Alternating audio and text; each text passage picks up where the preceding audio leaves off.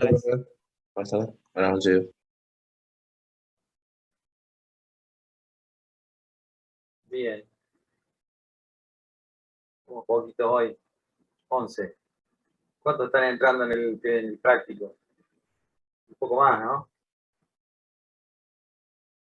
Más o menos 11 son los que aprobaron.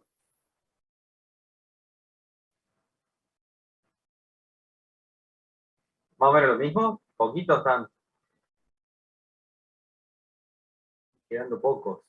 Bueno, pocos pero buenos. Espero que sigan aprobando. Por mí no hable, ¿eh? No. Recuerden que las dos últimas semanas de clases, que creo que son la semana del, no sé si la semana del 7 y la semana del primero y el 7 de noviembre. Ah, ¿el 15 es la última semana? ¿La semana del 15? Tenemos una semana. Ah, bueno. Entonces, la semana del 15 hacemos el recuperatorio. Y la semana del anterior, la del 7, la del 8, hacemos el parcial, el último parcial. ¿De acuerdo? Esas 2 semanas van a estar destinadas a parciales. Entonces, el 10 y el 17. Lo lamento si tienen el mismo día porque no podemos correrlo para acá, digamos. Bueno, no sé, qué sé yo. Probemos. Fíjense, yo ya les dije. Espero que no tengan ninguno. Sería ideal poder hacerlo así aprovechamos todas las clases que quedan antes. Yo no sé Bien. si el práctico creo que esa semana también nos va a dar. Bueno, miércoles, lunes tiene que ser práctico. Ah, ¿lo van a hacer un jueves al recuperatorio?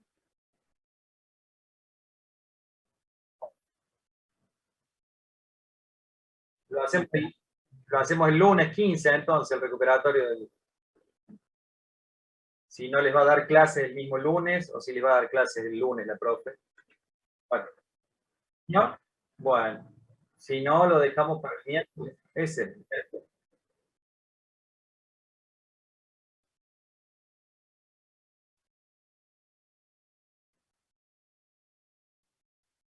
Claro. Bueno, vamos a ver si hacemos un arroque con la profe de práctico, entonces. Para no atorarlos el mismo día.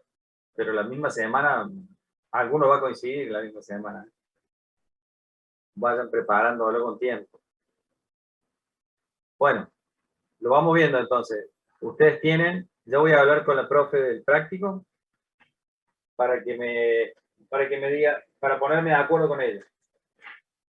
Bien. Claro, por eso que digo, el final, claro. Sí, lo mismo que pensaba hacer yo. Bueno, más o menos por ahí vamos a andar. Vamos a tratar de que no se nos vaya muy lejos. Y quiero decir muy lejos, no querría postergar para la semana de los exámenes, nada. ¿Qué es lo que suelo hacer?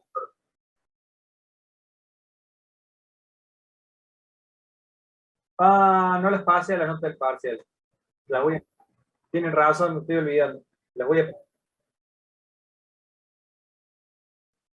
Ah, bueno, el otro día las leímos a los que aprobaron. Bueno, no importa. Ya los subo, las tengo que subir esta semana. Digamos que como... Bueno, las tengo que subir. Claro, claro.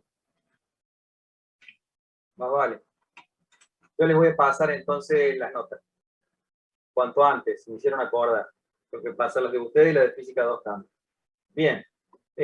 No demoremos más, entonces más o menos por ahí me tengo que poner de acuerdo entonces con la profe de práctico y bueno, vamos para adelante, ¿qué vas? Me empiezo a grabar. ¿Alguna otra pregunta con respecto a eso? Nos quedan más o menos un mes. Un mes de clase sería octubre, entonces terminamos octubre y empiezan los parciales, más o menos. Algo así. O sea, son 5 clases, creo, hasta la semana del 31 de octubre.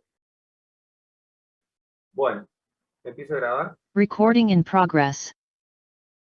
Entonces, lo que habíamos dejado pendiente de la clase pasada era un problemita de aplicación de torque.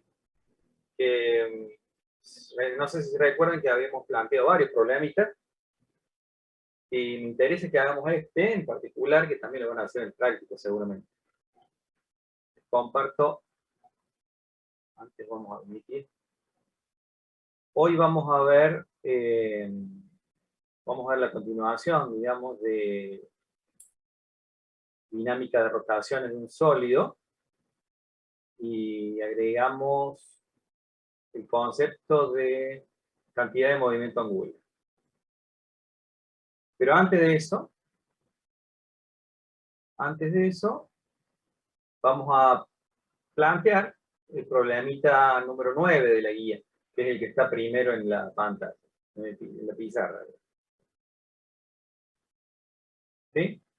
Dice que el momento de inercia del sistema de poleas que se muestra en la figura, o sea, uno tiene un cuerpo cilíndrico, un sistema de poleas todo, no sé si se imaginan cómo es un sistema de poleas, es una polea de un radio mayor, adherida, soldada, pegada a una polea de un radio menor. Es todo un mismo cuerpo, ¿de acuerdo? Si todo el mismo cuerpo tiene un solo momento de inercia, que se podría calcular como la suma de los momentos de inercia de cada uno de los discos. Pero como es una sola polea compuesta, digamos, tiene un solo momento de inercia y dice que es de 1,7 kilogramos por metro cuadrado. Recuerden que el momento de inercia, ¿qué era? Era la magnitud que se oponía, digamos, a las rotaciones. Es la inercia ante las rotaciones de cualquier cuerpo. Entonces dice que ese momento de inercia es de 1,7, mientras que el radio 1, que es el radio de la polea mayor, el radio 1, que es el radio de la polea más grande, es de 50 centímetros, y el radio 2, que es el radio de la polea menor, es de 20 centímetros. Todo el sistema se está moviendo con aceleración angular alfa, dice acá, en una rotación antihoraria. Entonces lo que pide el problema es calcular la aceleración angular del sistema de poleas y las tensiones en las cuerdas de la polea 1 y la tensión de la cuerda de la polea 2. ¿Estamos? Y entonces, ¿qué tenemos que hacer ante un problema de este tipo? ¿Cuál es la masa de los dos objetos? ¿Cómo? ¿Cuál es la masa de los dos objetos que no No se se ven? ven bien. 2 kilos y 1,8 creo, ¿sabes? No la veo bien. A ver si la agrandamos y se ve bien. No sé. Parece ser 1,8, está medio feito, pero bueno, no lo vamos a resolver con números, vamos a resolverlo con letritas. ¿Bien? Me parece que es 1,8, es muy poca la diferencia de masa, nada más que al hacer la masa de 2 kilos hace un torque mayor, por eso provoca la rotación antihoraria. ¿De acuerdo? ¿Por qué hace un torque mayor? Porque el radio de la polea más externa, de la polea más grande, es este. Al ser un radio mayor, al ser mayor el radio, tenemos mayor torque. ¿Qué dice el chat? Miércoles 27 de octubre, parcial, miércoles 10 de noviembre, recuperatorio. Eso es para mí, esa es la propuesta tuya para física, o esas son las fechas que tienen de análisis.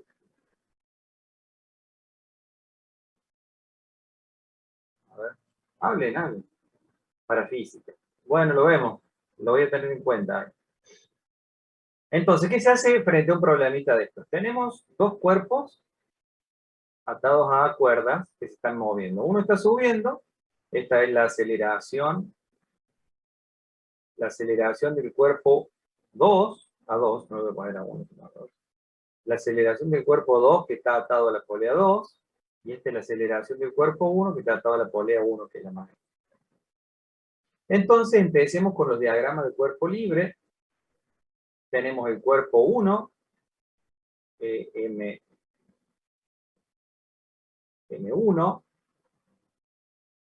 M1, bajo qué fuerzas está sometido, o qué fuerzas están actuando sobre la masa M1. La tensión de la cuerda 1, y, por supuesto, el peso 1. Claro que es vertical. Y la aceleración de todo el sistema hacia abajo. Entonces, ¿qué tengo que hacer? Primero, sumatoria de la fuerza sobre el cuerpo 1. La sumatoria de la fuerza sobre el cuerpo 1 que es igual. La tensión 1 menos masa 1 por G, que es el peso del cuerpo 1, y como todo se está moviendo, esto tiene que ser igual a la masa 1 por la aceleración 1.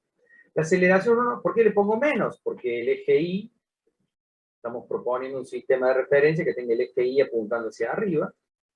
Entonces, si el eje Y apunta hacia arriba, el peso tiene signo negativo, pero la aceleración 1 también va hacia abajo, por lo tanto le tenemos que poner el signo negativo a la aceleración. Ahí tenemos la suma de la fuerza sobre el cuerpo 1.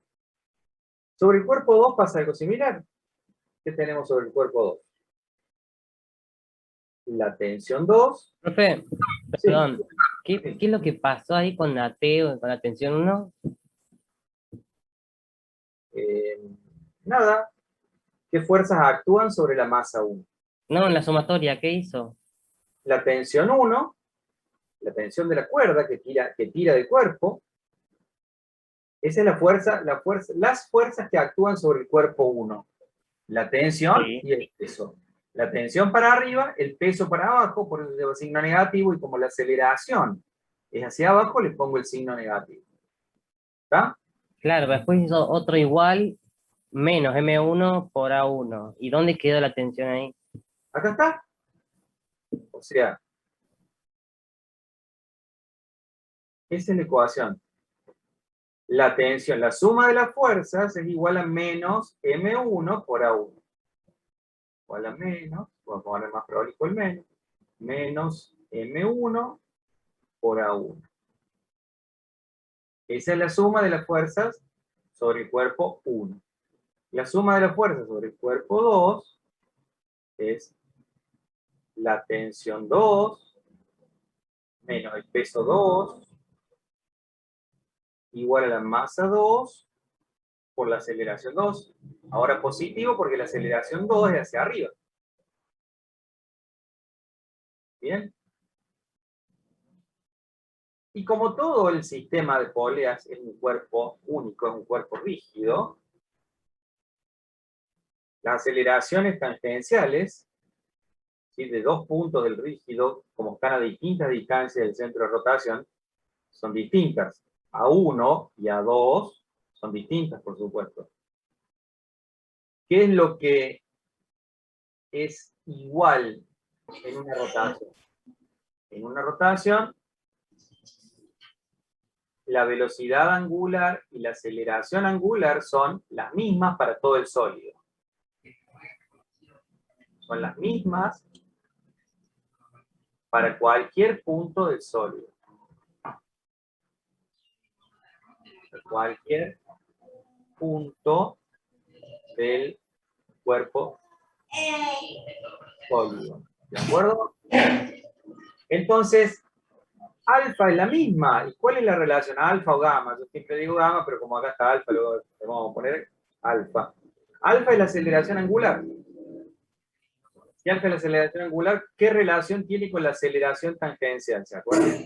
La aceleración angular es igual. ¿Cuál es la relación? La aceleración tangencial dividido el radio por la distancia al centro, dividido la posición, esta R es la distancia al centro.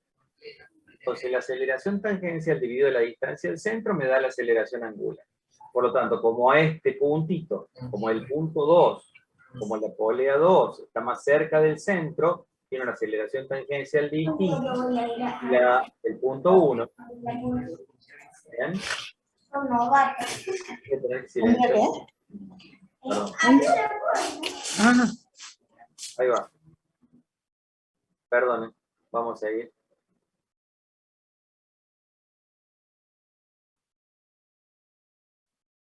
Entonces, Profe, ahí qué es, ¿qué vendría a ser?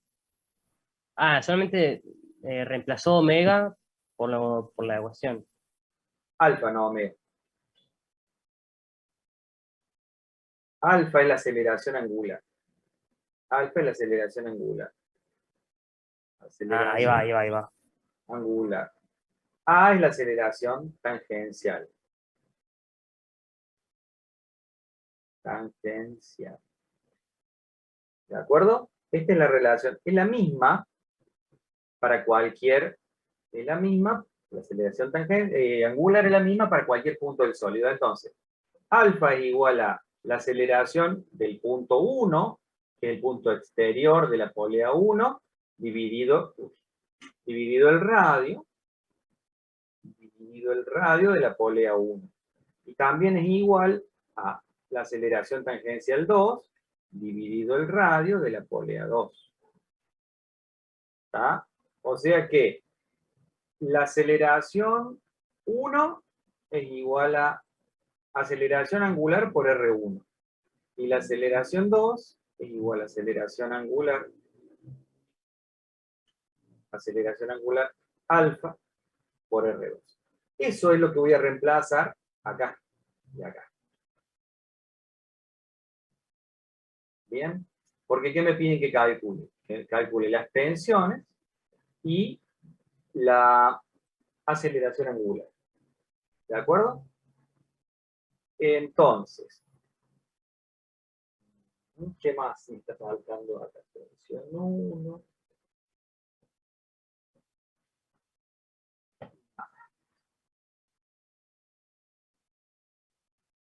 Bien, entonces la tensión 1 es igual a la masa 1 ya, por G. Paso sumando, paso este término sumando para allá, masa 1 por G, menos aceleración 1.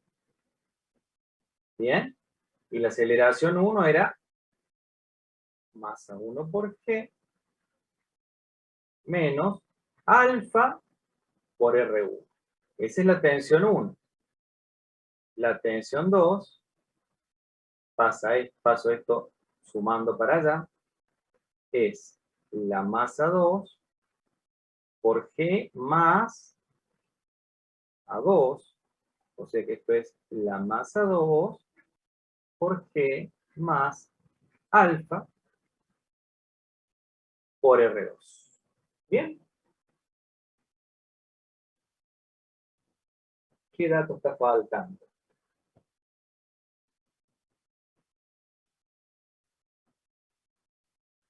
No sé, ustedes me dirán, falta algo porque no tengo, alfa no tengo, o sea, yo tengo 3 incógnitas.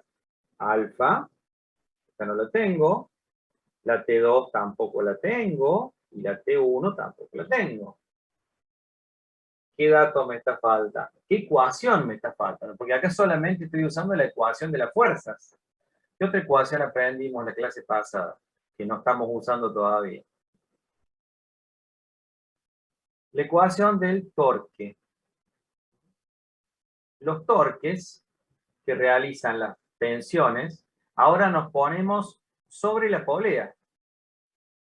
Nos ubicamos sobre la polea y le hacemos el diagrama de cuerpo aislado a la polea. La polea, a la polea se le están ejerciendo dos fuerzas. Esta tensión 2 para abajo y la tensión 1 para abajo también.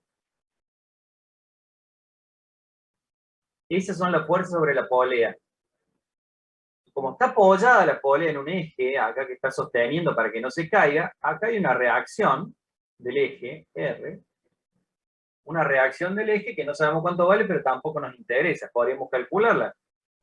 Cuando calculemos las tensiones, la reacción del eje, la reacción va a ser igual a la suma de T1 más T2. ¿Bien? Esa es la ecuación de la suma de las fuerzas aplicada a la polea. Pero me falta la ecuación del torque en la polea. ¿Cuál es el torque aplicado sobre la polea? Como les dije, el torque es radio o vector posición del punto de aplicación de la fuerza por la fuerza. Vector posición del punto de aplicación de la fuerza por la fuerza. Hay dos fuerzas aplicadas y dos vectores posición. El torque, entonces, el torque resultante lo vamos a poner en módulo. ¿Sobre qué eje está el torque? El vector torque, ¿qué dirección y sentido tiene? Si la rotación es antihoraria, el vector torque es un vector saliente de la pantalla, ¿no es cierto? El torque resultante está dando positivo. O sea que el vector torque está en la dirección Z. Si ponemos este eje Y y este eje X, ¿bien? Esta es la sumatoria de las fuerzas sobre el eje Y. Todas estas fuerzas son sobre los ejes Y. Y el torque está sobre el eje Z. Recuerden que es perpendicular al plano donde se aplican las fuerzas. Bien, pero estoy usando el lápiz por eso. Así que empecemos planteando la ecuación del torque. ¿Cuál es la ecuación del torque? ¿Ven cómo se escribe o no? Sí, ven que se escribe, ¿no? La ecuación del torque es R1 por la tensión 1 y R2 por la tensión 2. R1 es el vector posición del punto de aplicación de la fuerza 1, que es la tensión 1. La tensión 1, ¿hacia dónde provoca la rotación?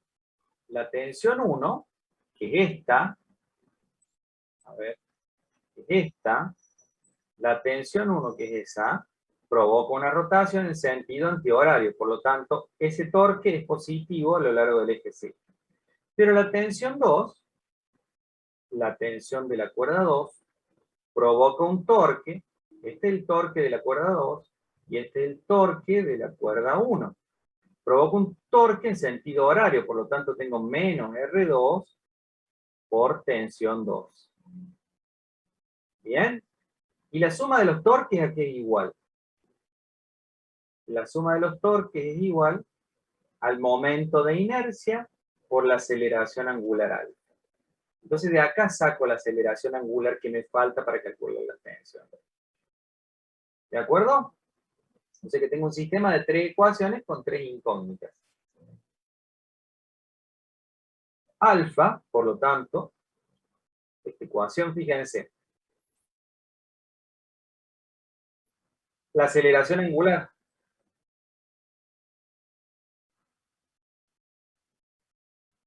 es el momento de inercia por la aceleración angular.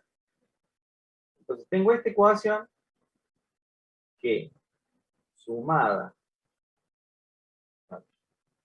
a las otras dos ecuaciones, que son estas,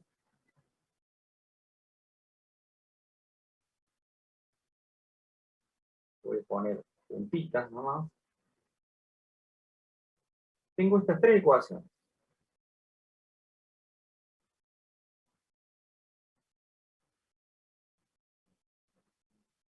Tengo esas 3 ecuaciones. Las 3 incógnitas son T1, T2 y alfa. Ahora el trabajo es de ustedes. Ahora el trabajo es de ustedes. Tienen que, por ejemplo, alfa, despejarlo de acá. R1 por T1 menos R2 T2. Ponen acá alfa y acá despejan y les queda una ecuación para T1 y para T2. ¿Sí? Es más, podemos hacerla así. Puedo hacer esto así. Pongamos esto. Borro esto. No entendí, profe, ¿qué va a tener 4 ecuaciones? 3 ecuaciones. Acá están las 3 ecuaciones. Borro esto para que se vea mejor así. Estas son las tres ecuaciones. T1 igual a esto, T2 igual a esto. Entonces ustedes pueden ahora reemplazar, mejor así, es más fácil todavía así. Reemplazar, creo que eso es lo que dijo uno de ustedes. T1 lo reemplazo acá. Claro. T1 acá, T2 acá, está todo en función de alfa y despejan alfa. Y luego con alfa sacan T1 y T2. ¿De acuerdo? Esa es la idea. En general, problemas de dinámica de rotaciones tienen que resolverlos así. Plantear todas las ecuaciones de movimiento.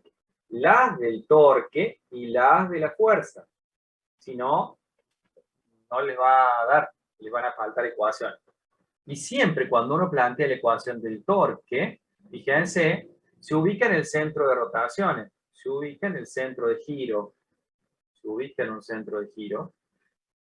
Y si hay fuerzas aplicadas sobre el centro de giro, como la reacción esta del eje, no importa, porque no hace torque. Cuando una fuerza está aplicada sobre el eje, no provoca rotación. Entonces no aparecen las ecuaciones y me permite resolver una incógnita menos. ¿Sí? Que luego, que al final, con las tensiones, la puedo calcular. ¿Cuál es la tercera ecuación? A ver. La tercera ecuación La es la del torque. El torque, esta es la suma de las fuerzas sobre la masa 1. La suma de las fuerzas sobre la masa 2 y el torque. Todos los problemas de dinámica de rotaciones son así. Despejar incógnitas planteando las ecuaciones. Tal cual, pero de la tercera, Sí, esa que está en rojo, podemos Sí. sacar T1 y T2 también. Eso sí, pueden dice, mezclarse como quieran, pero me parece que la forma más fácil es, ya que está despejada T1 de acá y T2 de acá, T1 arriba y T2 acá abajo están despejadas, las meten acá, las reemplazan y calculan alfa. Eso me parece que es lo más rápido. Es decir, calcular alfa pasando el impulso ese al... así. En vez de poner T1 pongo M1 por E menos alfa R1. Menos R2, M2 por G más alfa R2 igual a I por alfa. Ahora distribuimos y ponemos las alfas todas al mismo lado. Tengo R1, M1G menos R2, M2G igual a I por alfa. I por alfa más M1 por R1 al cuadrado por alfa. Este es R1, M1, hay otro R1 alfa, con un signo menos pasa con un signo más. Este tiene un signo menos, también pasa con un signo más, y me queda M2, R2 al cuadrado alfa. O sea que tengo alfa, factor común de I, más M1, R1 al cuadrado, más M2, R2 al cuadrado. Y todo esto igual a R1, bueno, podemos ponerlo más simple si quieren. G, factor común de R1 por M1, menos R2 por M2. Y ahora pasan dividiendo esto. Si se fijan, esto es el momento de inercia de un cuerpo compuesto. Compuesto por el disco, que tiene momento de inercia I, una masa M1 ubicada a una distancia R1 del disco, y otra masa R2 ubicada a una distancia R2 del centro del disco. Es decir, nuestro resultado final, ¿sí?, es como si tuviéramos el disco, ¿cierto? El disco o la polea compuesta esta, con un cuerpo agarrado, pegado acá, y con otro cuerpo pegado acá. Es como si estuviera rotando, un disco pero con dos cuerpos pegados, porque este momento de inercia es la suma de 3 momentos de inercia. Más allá. No tiene mucha importancia esto, pero para que se acuerden, m por r cuadrado es el momento de inercia de una partícula de masa m que está a una distancia r del centro de giro. Bien. Bueno. Entonces despejan alfa, por supuesto. Despejan alfa pasando el momento de inercia compuesto dividiendo. O sea que alfa, finalmente alfa, es igual a G por R1, M1, menos R2, M2, dividido y más M1, R1 cuadrado, más M2, R2 cuadrado. R1 por M1 es más grande que R2 por M2, por lo tanto la aceleración angular alfa me da positiva. Por lo tanto la rotación es antihora. ¿Estamos? Con ese ejemplito había quedado pendiente. Ahora les dejo de compartir esto. El teorema de Steiner, no es el teorema de Steiner, está sumando. El momento de inercia, al igual que la masa, es aditivo. Si tengo varios elementos que están rotando juntos, entonces tengo que sumar los momentos de inercia respecto del mismo centro de giro de cada uno de los cuerpos. Bueno, les comparto el PowerPoint. No voy a llegar a hacer los ejemplos de mi parte de dinámica de conservación de momento angular, pero no importa, de cantidad de momentos.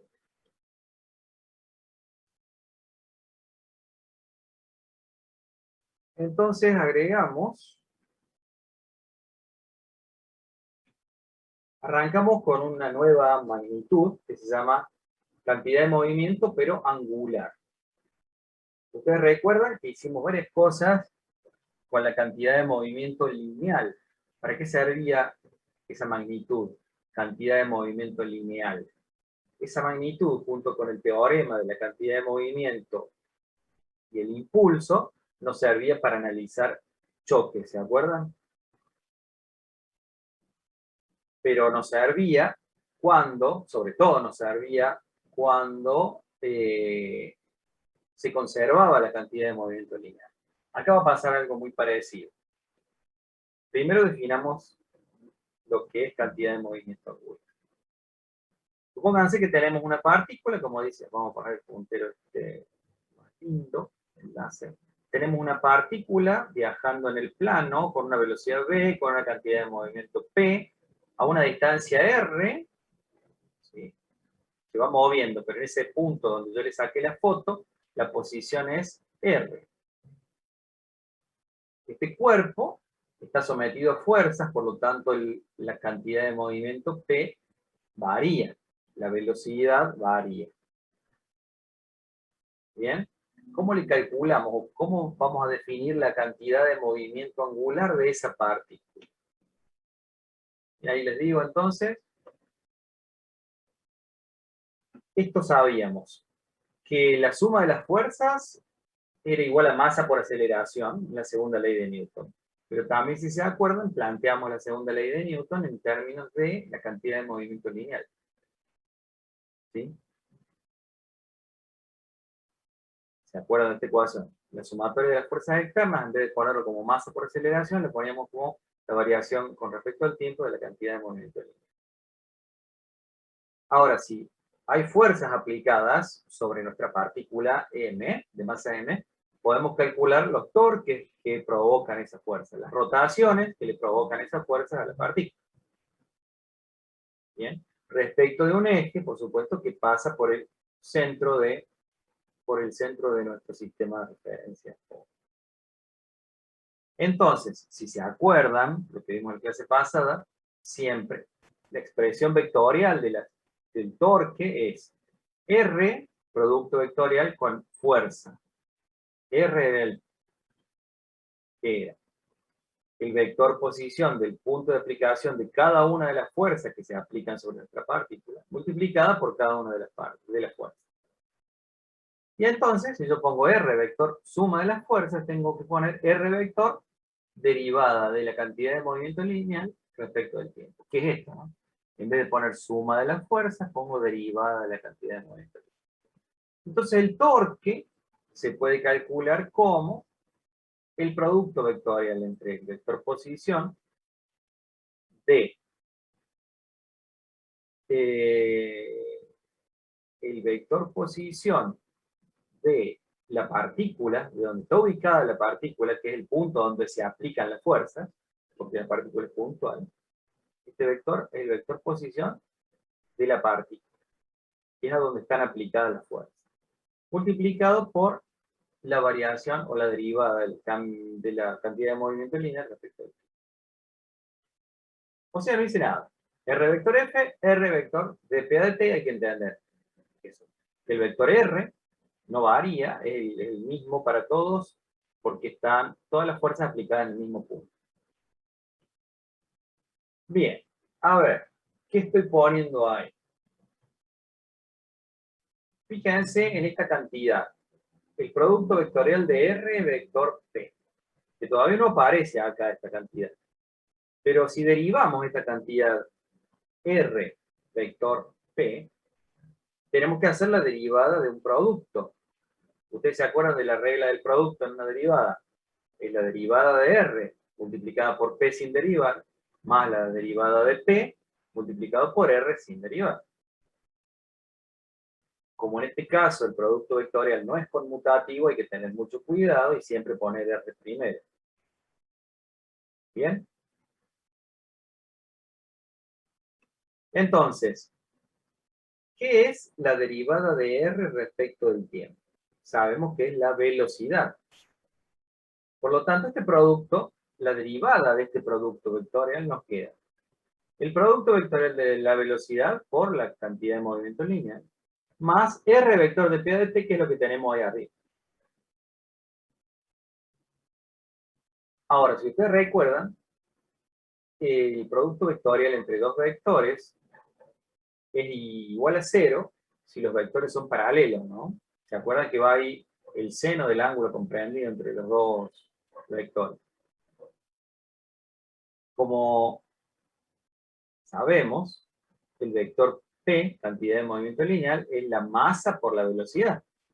Quiere decir que yo estoy multiplicando vectorialmente el vector velocidad con el vector velocidad, con el mismo. Entonces el producto vectorial de un vector, por uno que es igual a él, o otro que es paralelo, me da 0. Así que esa parte del producto, este término de la suma se anula. ¿Y entonces qué me queda?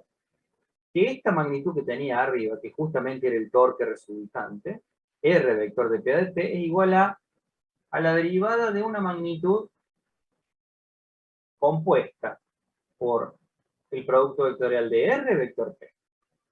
De R vector P. Esa es la magnitud nueva. El producto vectorial del vector posición de la partícula multiplicado con su cantidad de movimiento va a ser lo que llamemos la cantidad de movimiento angular de la partícula. O sea que la suma de los torques me queda que es la derivada de R vector P respecto del tiempo. R vector P es el nuevo vector, cantidad de movimiento angular instantáneo. Le vamos a llamar con la letra L mayúscula. ¿Bien? Se define, como estamos diciendo, con el producto vectorial entre R y P. ¿Qué unidades tiene esta magnitud? Cantidad de movimiento angular. Encima de la tenemos la cantidad de movimiento lineal, que está en kilogramos por metro sobre segundo. Y R, que está en metro, me queda un metro cuadrado. Kilogramos por metro cuadrado sobre segundo es la unidad de la cantidad de movimiento angular. Pero entonces, ¿cómo me quedó la ecuación del torque? La suma del torque, o el torque resultante, me queda igual a... Fíjense que el vector L, entonces, el vector L tiene la dirección del eje de rotación, porque es perpendicular al plano definido por R y por P. L es perpendicular al eje de rotación. O sea que L está en el mismo sentido de qué vector, el vector velocidad angular. Veamos. La ecuación del torque, entonces, la suma del torque o el torque, la suma de los torques o el torque resultante, me da igual a la derivada de esta magnitud de la cantidad de movimiento angular respecto al tiempo. Eso, esta es la segunda ley de Newton, ¿sí? Pero aplicada a los torques de nuevo. En términos de la cantidad de movimiento angular. Acá tenemos la ecuación, la segunda ley de Newton en términos de la cantidad de movimiento lineal. Suma de las fuerzas igual a la derivada de P respecto de T. Acá tenemos suma de los torques igual a la derivada de L respecto de T, que es la cantidad de movimiento angular. El torque, como ya sabemos, es perpendicular al plano definido por la fuerza aplicada y el vector posición de la partícula. El torque está en rojo. La cantidad de movimiento angular está en verde y es paralela, está en la misma dirección y sentido que el torque.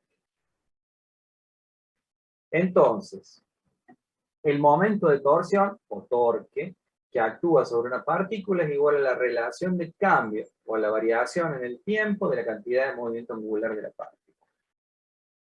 Sí, así que tenemos que torque y cantidad de movimiento angular son paralelos, que se determinan de la misma forma por un producto vectorial muy similar, en vez de ser entre vector posición y fuerzas, como el torque, la cantidad de movimiento angular es entre vector posición y cantidad de movimiento angular. Así que, mucho gusto. Acá lo tienen al vector cantidad de movimiento angular. Bien. Seguimos. Entonces, sí. No me cerró qué era P al final. Porque P ahí solamente es un vector que... Es la cantidad de movimiento lineal, que es igual a la masa por la velocidad. O sea que pones velocidad acá si tenés alguna duda, de pensar en P, pensá en velocidad. La velocidad es paralelo. P y la velocidad son paralelos. Tenés presente siempre, si te confunde la letra P, pensá en masa por velocidad. Es lo mismo. ¿Bien? Bueno. Entonces, calculemos la cantidad de movimiento angular para una partícula. Hacemos el mismo dibujito que recién. Tenemos que L es R vector P. Vectorialmente es esa la definición de la cantidad de movimiento angular. R vector P. ¿Qué módulo tiene? R tiene módulo R, que es la distancia a la partícula. P, ¿qué módulo tiene? Masa por velocidad, como les acabo de decir. Y además, como es un producto vectorial, tenemos que tener en cuenta el seno del ángulo comprendido entre R y P. Acá está T, acá está Phi, el seno de Phi. Así se calcula el módulo de la cantidad de movimiento angular para una partícula. ¿Cuándo va a ser máxima la cantidad de movimiento angular? Cuando R y P sean perpendiculares, es decir, el seno de θ valga 1 o θ valga 90. Vamos a tener máxima cantidad de movimiento angular cuando sean perpendiculares los dos vectores. Y recordemos, si es un producto vectorial. Bueno, antes de eso. Fíjense que no importa que la partícula no esté realizando un movimiento circular. Esta partícula pudo haberse estado moviendo en trayectoria rectilínea. Esta partícula se movió, supongan, en trayectoria rectilínea. Sin embargo, estamos definiendo una cantidad de movimiento angular por una partícula que se mueve en una trayectoria lineal. No importa, se puede definir. Como dice acá, se puede definir aun cuando no se mueva en una trayectoria circular. Porque la definición es R vector P. Es que si el centro de giro, si el eje no pasa por la trayectoria de la partícula, entonces siempre puedo definir la cantidad de movimiento angular por una partícula. Y aunque la partícula se mueve en una línea recta, tiene cantidad de movimiento angular en torno a cualquier eje que esté desplazado de la trayectoria. Porque si el eje estuviera sobre la trayectoria de la partícula, la distancia R sería 0. Por eso tiene que estar corrido para que haya una cantidad de movimiento mínimo. Es decir, no importa que la partícula se esté desplazando con trayectoria rectilínea. Bueno, y como les decía, como es una cantidad que resulta de un producto vectorial, hay que utilizar la regla de la mano derecha. Eso lo podría haber puesto en la filmina anterior. La regla de la mano derecha dice que R vector P, tengo que poner R, el índice en la dirección de R, el dedo mayor en la dirección de P, y L resulta en la dirección y sentido del pulgar. En este caso habría que poner R y P, fíjense cómo habría que acomodarlos, y L nos da hacia arriba. Otra forma de hacerlo es con la mano, girando la mano alrededor, desde R hacia P, poniendo la palma de la mano paralela a R y buscando P. Buscando P con los dedos. Cuando busco P con los dedos, me resulta L hacia arriba. Sí, profe, ahí como que poner con la regla la mano derecha, tendríamos que correr el vector P, desplazarlo hacia la punta del dedo del Claro. vector R. Háganlos concurrentes a los vectores. ¿Qué quiero decir? R, Claro. ponelo. Al R, ponelo en la partícula así. Ponelo ahí. Entonces, R vector P. Bien. Pones la palma R y P para allá. Los pones o todos los vectores los pones en el centro del sistema de referencia. Poner P en el centro del sistema de referencia y anda de R a P. Claro, eso digo, P no está en el centro. Claro, pero ponelo de todas maneras. Prolongas la dirección de R y buscas P. No importa, prolongas la dirección de R con la mano y buscas P. O si no, pone paralelo con los tres dedos, pone R paralelo a bueno, R así, P como va, P que está horizontal y L para arriba. Es un buen ejercicio de siempre utilizar la mano derecha. Para una monopartícula pasa eso. Para un sistema de partículas, ¿qué pasa? Si tengo un sistema de partículas que se están moviendo alrededor de un eje, entonces tengo que sumar la cantidad de movimiento angular de cada una de las partículas. Entonces el L total me da, como dice acá, la suma de todos los L. Ese es el L total. Bien, y si derivo el L total, me da, al derivar el L total, por lo que acabamos de ver, me da como resultante la suma de los torques. ¿Bien? O el torque resultante es la suma de los torques sobre cada partícula del sistema. Y como cada partícula del sistema puede estar interactuando entre sí, es decir, puede haber fuerzas interiores, entonces hay torques de fuerzas interiores, pero los torques de las fuerzas internas del sistema se cancelan entre sí, porque son siempre fuerzas que corresponden a un par acción y reacción. Por lo tanto, esta ecuación se reduce. Acá les digo esto que tienen que tener en cuenta, que las fuerzas internas o los torques de las fuerzas internas se cancelan entre ellos. Por lo tanto, la derivada del L total respecto al tiempo me da la suma de los torques externos. Siempre la suma de los torques debido a las fuerzas externas es igual a la derivada de la cantidad de movimiento angular total. ¿Sí? Bueno, una cosita ¿Ese sub más. I? ¿Ese sub ¿Cómo? I es de interno? No, I es sobre cada una de las partículas. Cada partícula I tiene unas fuerzas aplicadas exteriores e interiores. Cada partícula I tiene fuerzas exteriores aplicadas y fuerzas interiores. Las fuerzas interiores, ¿a qué me refiero con fuerzas interiores? Que son las fuerzas que le ejercen las partículas del mismo sistema, que se ejercen entre ellos. ¿Bien? Entonces, cuando sumamos los torques de esta partícula, ¿sí? Se va a cancelar cuando el torque de la fuerza que le hace esta partícula a otra partícula se cancela con el torque igual y opuesto de la fuerza correspondiente al par de acción y reacción que se realice sobre la otra partícula. ¿Bien? O sea que cuando uno tiene en cuenta, cada partícula tiene en cuenta la fuerza que recibe, no solamente de afuera, sino de las otras partículas. Pero cuando uno suma todos los torques, los torques debido a las fuerzas internas se cancelan entre sí. Por lo tanto, suma de todos los torques, hay demasiadas fuerzas tenidas en cuenta que se cancelan, hay demasiados torques tenidos en cuenta que se cancelan entre ellos.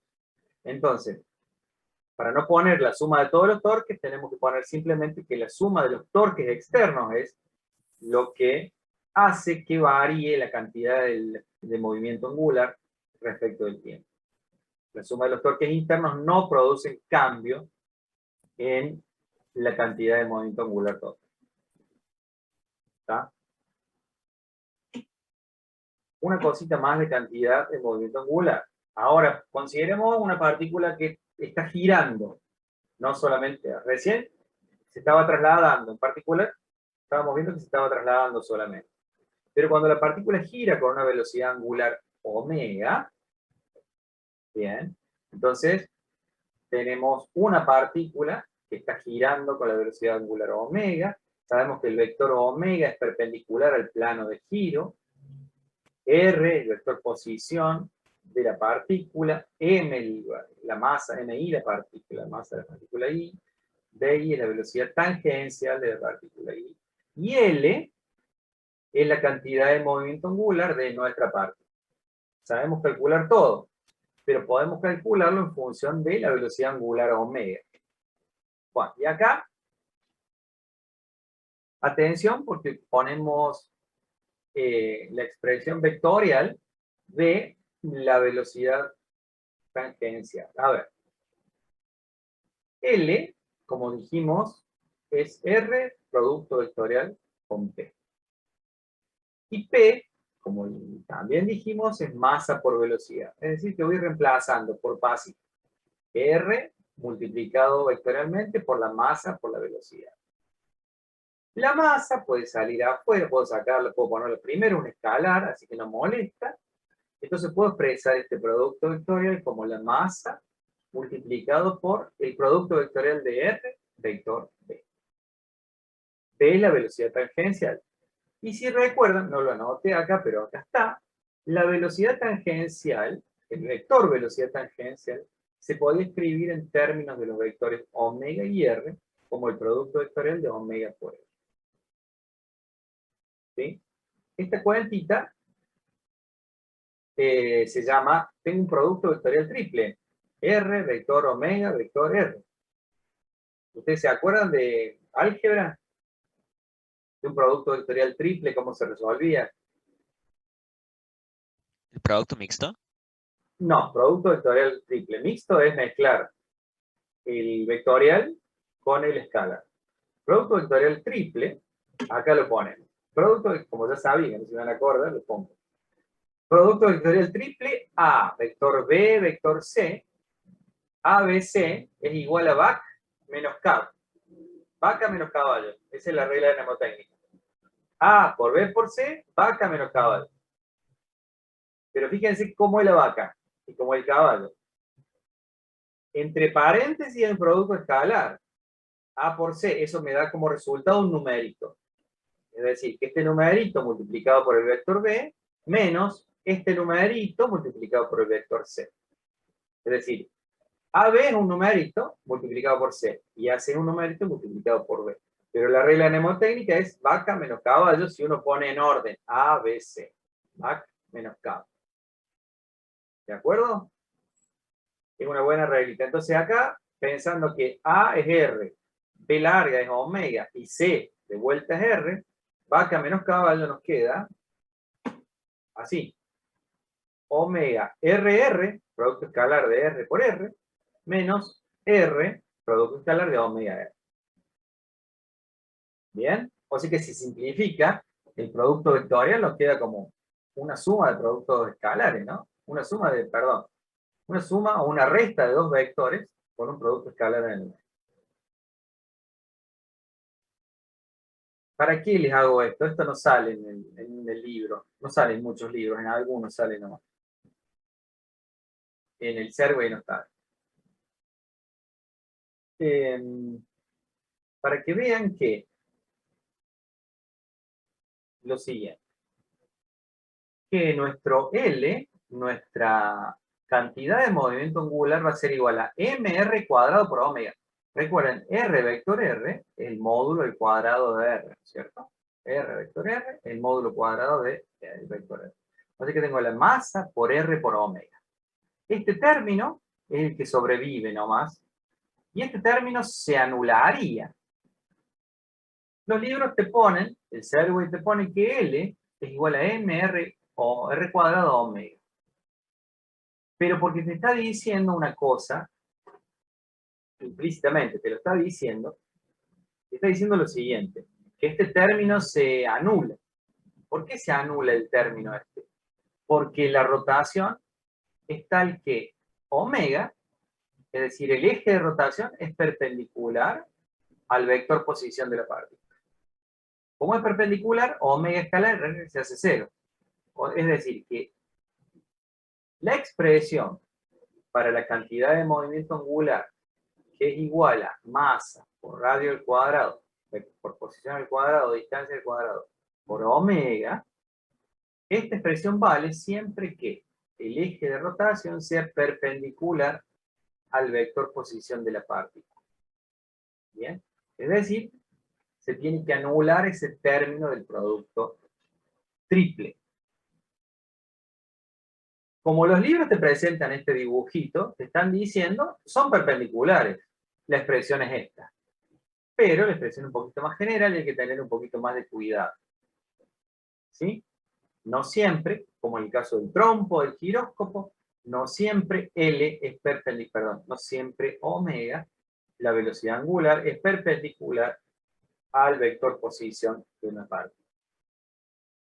Pero bueno, en síntesis, nosotros nos tenemos que acordar de que L, cuando estamos alrededor de un eje perpendicular, L es masa por radio al cuadrado por omega. mr cuadrado por omega. ¿Qué es lo que teníamos hace un ratito?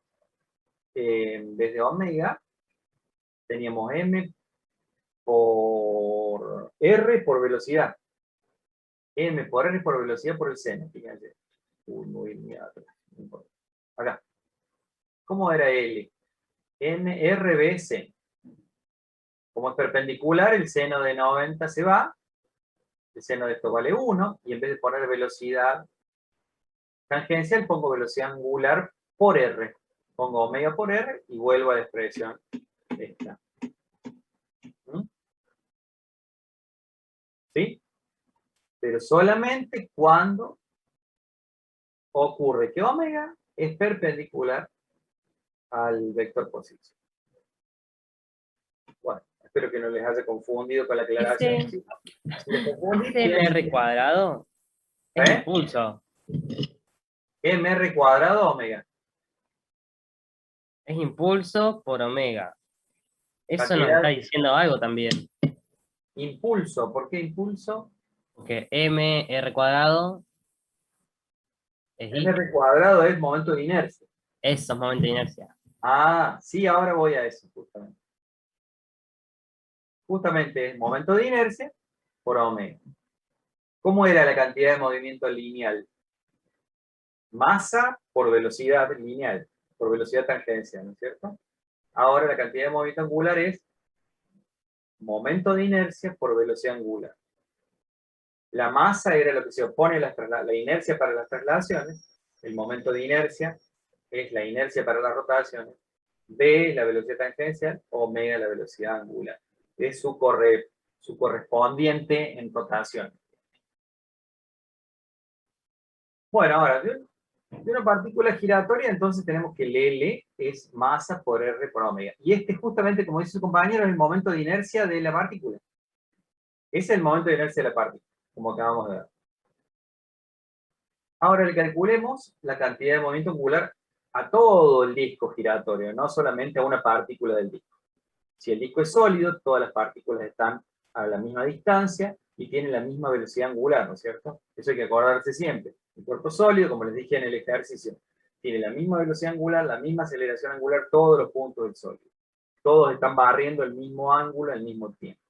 No importa si están cerca o lejos del centro. Lo que cambia son las velocidades y las aceleraciones tangenciales. Bueno, ¿cómo encontramos la cantidad de movimiento angular de todo el sólido, que en este caso está alrededor del eje Z? Y tengo que sumar todas las cantidades de movimiento angular de cada una de las partículas que componen el sólido, que giran alrededor de L, por supuesto de este eje de Z, que es un eje fijo y perpendicular, además es perpendicular a todas las posiciones de los puntos del disco. El eje de rotación es perpendicular a las posiciones del punto del disco, entonces tengo que sumar la formulita que acabamos de ver. Sumo los LI, sumo las masas por los RI cuadrados por omega. Como omega es la misma, la saco de la sumatoria, saco afuera, y me queda suma de las masas RI cuadrado, y ese es justamente el momento de inercia de todo el cuerpo. La suma de los momentos de inercia de cada una de las partículas es el momento de inercia total del cuerpo. ¿Qué es lo que decía su compañero? Entonces, L, finalmente, L es I por omega. L, momento angular, momento de inercia por velocidad angular. Pero guarda, esto vale siempre que el eje de rotación sea perpendicular al vector posición de las partículas que están rotando. ¿Bien? Y entonces, si dijimos hace un ratito que el torque resultante es la derivada de L, de la cantidad de movimiento angular, entonces es la derivada de I por omega respecto del tiempo. Y como I es una constante, tengo que derivar omega respecto del tiempo, y de la derivada de omega es gamma, o la aceleración angular. Y volvemos a tener la ecuación que vimos en la clase anterior. La suma de los torques es igual al momento de inercia por la aceleración angular, que es la ecuación que utilizamos hace un ratito en el ejercicio. ¿Sí? Bueno, ¿cómo vamos de hora? Bien. Vamos a hacer un ejemplito, ¿sí? Para un ejemplito simple. Tenemos el sub y baja, ¿no? Dice, este ejemplito lo saco del Serway, también son muy parecidos a los ejercicios, están buenos y están bien desarrollados en el Serway. Léanlos, por favor, a estos ejercicios, a estos problemas que están resueltos, ¿no? Léanlos, yo los voy a ir desarrollando hoy, la clase que viene. Y después le vamos a poner un poquito más le vamos a complejizar un poquito más algunos de los problemas que vamos a ver. Bueno, entonces, el padre que tiene masa F, MF, por father, supongo que es en el Serway, y su hija de MD por daughter, se sientan en los extremos opuestos de un sub y baja a iguales distancias desde el eje del centro. Bien, el sub y baja se modela como una barra rígida de masa M mayúscula y longitud L, me faltó acá, L, y se articula sin fricción, longitud L. En cierto momento la combinación da vueltas en un plano vertical con rapidez angular omega. Sabemos bien que los sub y baja están fijos, ¿no? Bueno, hay algunos que pueden ser sub y baja circulares, pero en general hay un solo plano de rotación, ¿sí?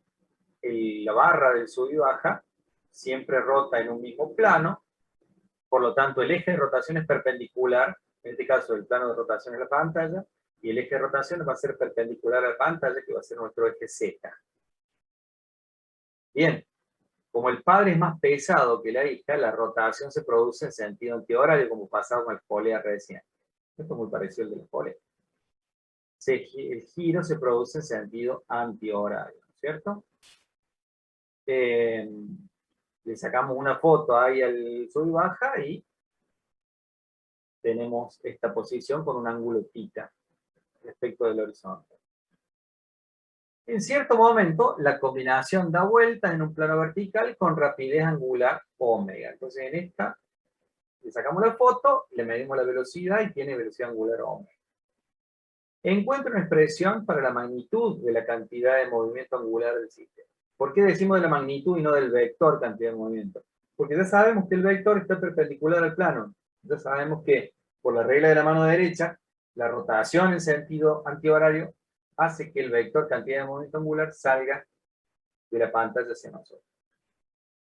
Bueno, entonces vamos al pizarrón. Y ahí en el pizarrón tengo En el pizarrón tengo el problemita este, ¿no? Dice, encuentra una expresión para la magnitud de la cantidad de movimiento angular del sistema. Bueno, entonces, ¿cuál es la magnitud, cantidad de movimiento angular? L. Acabamos de ver que si está rotando alrededor de un eje perpendicular, se puede escribir como I por omega. Bueno, entonces va a ser omega, pero nos piden que calculemos la magnitud, no el vector. Ya sabemos que está en la dirección Z, entonces directamente no le podemos ponerle módulo así, igual a I por módulo de omega, pero ustedes van a ver que no se gastan mucho en los libros por hacer esto, sino que directamente cuando hablan de módulo le ponen L, sin las barras, igual a I por omega. Omega es un dato. La rapidez angular es un dato en ese punto. Entonces, lo único que tengo que calcular es I. Es la cantidad, perdón, es el momento de inercia del sistema compuesto. El momento de inercia está compuesto por la barra del sub y baja, más el momento de inercia del padre, vamos a poner con este, más el momento de inercia de la hija. Todos los momentos de inercia calculados respecto del centro de giro O, por supuesto. Entonces el momento de inercia de la barra es una barra alrededor de un eje que pasa por su centro, y si se acuerdan, esto es m por longitud al cuadrado, longitud L, sobre 12. Este es el momento de inercia de la barra, que lo sacan de tabla. El momento de inercia del padre, que es como una masa sujeta en el extremo, en uno de los extremos de la barra, es la masa del padre por la distancia del cuadrado, como decíamos recién. La distancia es la longitud sobre 2, la distancia del centro de giro al cuadrado, más la masa de la hija por la distancia, que también está en el otro extremo, así que L sobre 2 al cuadrado. Ese es el momento de inercia. Este es el momento de inercia. Entonces tengo que M, puedo sacar factor común si quieren, M sobre 4, porque esto está en un L cuadrado sobre 4, L cuadrado sobre 4. M no, L sobre 4. L cuadrado sobre 4. L cuadrado sobre 4, factor de M sobre 3, más masa del padre, más masa de la hija. Es el momento de inercia, que multiplicado, este es el momento de inercia, que multiplicado por omega, nos va a dar la magnitud de la cantidad de movimiento angular del sistema. ¿Sí? Y dice ahora, encuentre, este es el otro ejemplo, que no vamos a hacer tiempo para verlo. Bueno, sí, vamos a hacer cortos. No se me tilda, por supuesto.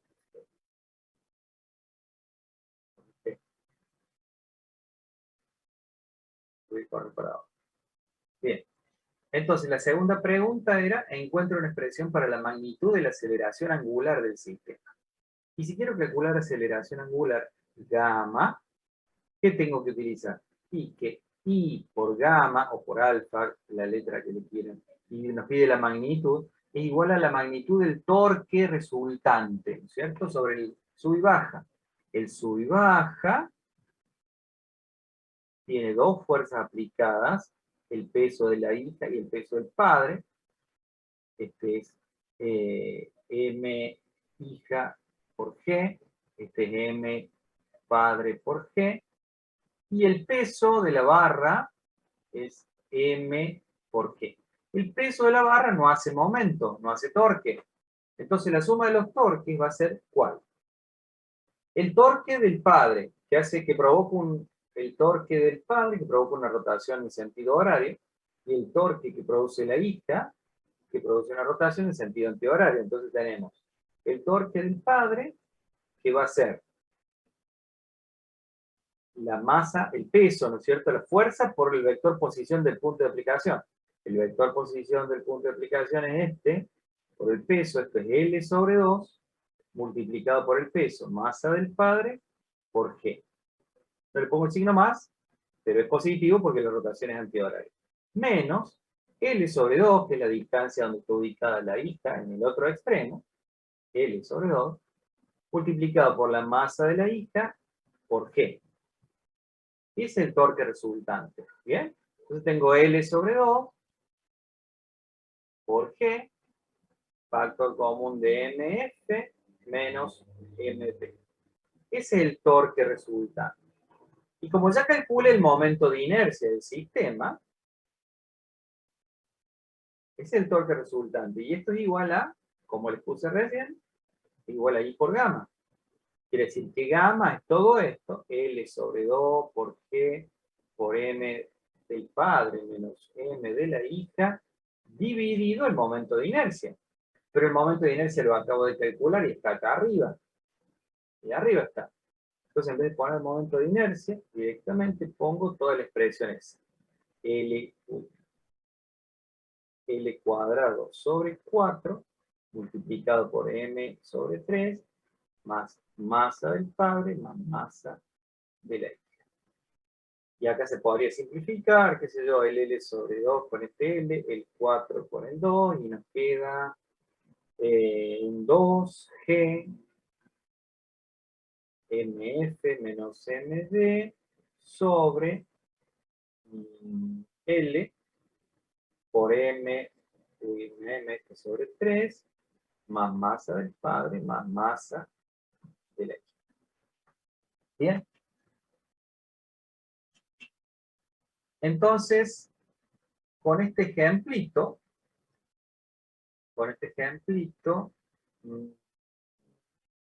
claro, con este ejemplito podríamos terminar la clase de hoy, porque lo que queda es hablar de la conservación de la cantidad de movimiento angular.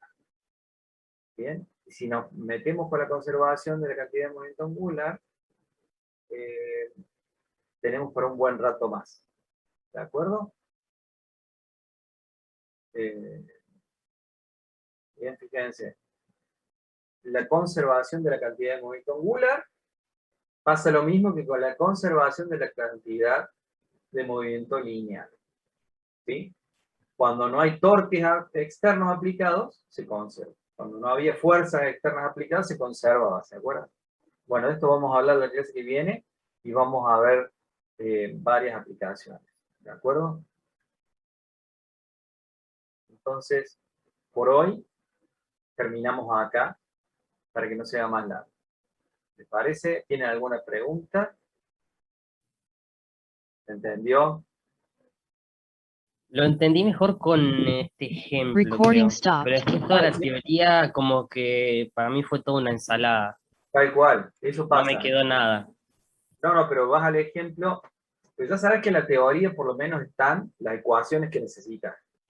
Vos tenés las ecuaciones en la teoría y son similares a las ecuaciones de la dinámica de traslación. Similares, suma de la fuerza, masa por aceleración, suma de los torques, y por gamma. Masa, momento de inercia, aceleración angular. Tenés todos los equivalentes. Y vos te podés acordar de las ecuaciones gracias a las ecuaciones de la traslación. Y yo lo que hice fue la deducción, nada más. Hice las deducciones, pero no es importante a esta altura la deducción, sino saber cómo se aplican esas ecuaciones. Vos tenés que entender cómo se aplican en un problema particular. Porque son definiciones nada más. Bajás de la ley y definís cosas, nada más. Así que lo que hay que entender es justamente los problemas, por eso les doy los problemas. ¿Cómo se aplican? Y les voy a preguntar problemas en el parcial. Claro. No le voy a preguntar de memoria cuánto vale gamma, cuánto vale el suma de los torques igual y por gamma, porque además no me sirve la memoria. Ustedes tienen que saber aplicarlo a eso. ¿De acuerdo? Entonces va a haber problemas de este tipo, problemas muy parecidos a esto. El parcial va a ser con problemas parecidos a los que estamos viendo, y no iguales. Así que por favor revisen, cuando vayan a estudiar, revisen los problemas que vemos y revisen el Serway, que en el Serway están resueltos también. Casi todas las aplicaciones que les doy están en el Serway, y si no, algo parecido. Y si no está en el Serway, se las explico, por supuesto. Ya vamos a ver la clase que viene. un problemita interesante que está en el server desarrollado y le vamos a agregar una dificultad más. Se trata del péndulo balístico. Yo lo que pedía, por favor, profe, es que suba las filminas que utiliza, porque Bien, de que todas las clases se las pedimos, pero creo que no se acuerda. el PDF. No, porque estoy subiendo las clases. Hoy terminé de subir las clases de... Por ahí es medio lento el sistema, por eso me pudro un poco. Cuando subo los videos, entonces me demoro por eso, en realidad. Ya subí todos los de Física 2, ahora les toca a ustedes. Ustedes son los que vienen. Bien. Quedamos para las horas ahí. Oye, profe. Lo que pasa es que el martes tengo con ellos y el miércoles con ustedes. Es una cuestión de orden, no de sobre. Nos vemos entonces. Dale, esperamos pronto entonces eso para estudiar de ahí. Dale, dale. Nos vemos, profe, gracias. No, profe.